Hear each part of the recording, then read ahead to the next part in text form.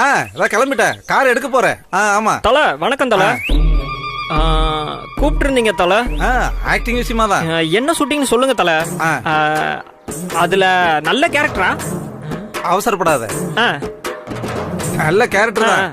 ஆனா அது ரீல் இல்ல, ரியல். அப்படியா தல? நீங்க சொன்னா என்ன வேணாலும் பண்ணுவேன் தல. அது புது படம் ஒண்ணு பண்ணிட்டு இருந்தேன்ல. ஆமா. அந்த படத்தை வேணான்னு ரிஜெக்ட் பண்ணிட்டேன். ஏன் தல? அது அந்த ஹீரோயினிய டச் பண்ணி நடிச்சனா அந்த டைரக்டர் காண்டாயிட்டான்.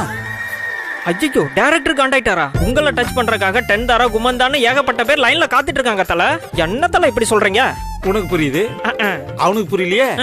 அதனாலதான் அந்த படத்தை வேணா நான் ரிஜெக்ட் பண்ணிட்டேன். என்ன தல? இருந்தாலும் நல்ல முடிவு தான் எடுத்திருக்கீங்க. நல்ல முடிவு தான். ஆனா அவன் சொன்ன விஷயம் என் மண்டக்குள்ள பூந்து அப்படியே ஏதோ கொட்டஞ்சுக்கிட்டே இருக்கு. அப்படியா? அவனை ஏதாவது பண்ணணும் தல. சொல்லுங்க தல, கொத்து கறிப்பட்டு கொண்டு.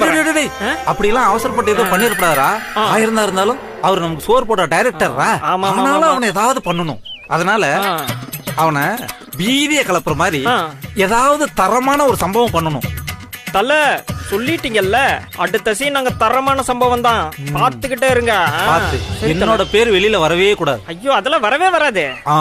சம்பவத்தை எப்படி பண்றேன்னு பாருங்க. நடிக்க வாய்ப்பு கிடைச்சிருச்சு. முடிச்சிட்டு வா.